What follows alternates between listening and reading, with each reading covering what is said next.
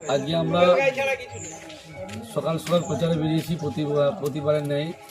আজকেও দিনে আমরা সৌলানে রাম মন্দিরে পুজো দিয়ে প্রচারে নেমেছি। বেশ কয়েকটা বুথ আমরা প্রচার করলাম।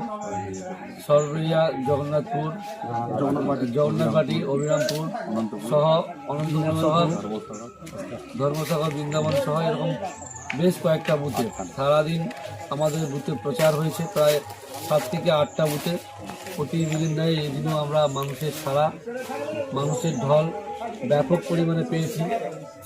বেশিরভাগ মানুষ অভিযোগ করছে রাস্তা হয়নি, পানীয় জলের সমস্যা, ইলেকট্রিক বিলের সমস্যা। 15 বছরে আমরা সুযোগ সুবিধা পাইনি। আমরাও চাই বিজেপি আসুক, আমরা পরিবর্তন চাই, বিজেপিকে চাই।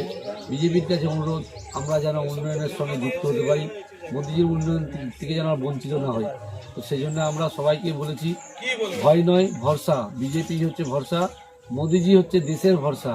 মোদিজি কথা দিলে কথা রাখে। মোদিজির গ্যারান্টি মানে গ্যারান্টির উপর গ্যারান্টি।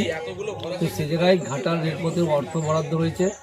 আর মোদিজি যা যা কথা দিয়েছে, বিজেপি যা যা কথা দিয়েছে, মায়েদের জন্য অন্নপূর্ণা ভাণ্ডার থেকে শুরু করে প্রতিটা পরিবারে 200 ইউনিট ইলেকট্রিক বিল থেকে শুরু করে জব কার্ড 125 দিনের কাজ থেকে শুরু করে আবাস যোজনা 3 লক্ষ টাকা বাড়ি থেকে শুরু করে সমস্ত পরিবার, সমস্ত পশ্চিমবাংলাবাসীর জন্য আয়ুষ্মান ভারত 5 লক্ষ টাকার বিমা থেকে শুরু করে, এবং সর্বোপরি কৃষকদের যে ফসলের ন্যায্য মূল্য পাচ্ছে না, সরকার হওয়ার 1 মাসের মধ্যে উড়িষ্যার বর্ডার খুলে দেওয়া হবে, কৃষকরা ন্যায্য মূল্য পাবে।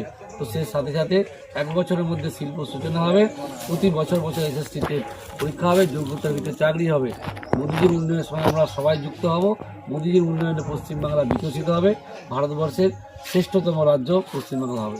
ভারত মাতা কি জয়, ভারত মাতা কি জয়, জয় শ্রীরাম। নকিবুল ইসলামের রিপোর্ট, আপনারা দেখছেন বাংলার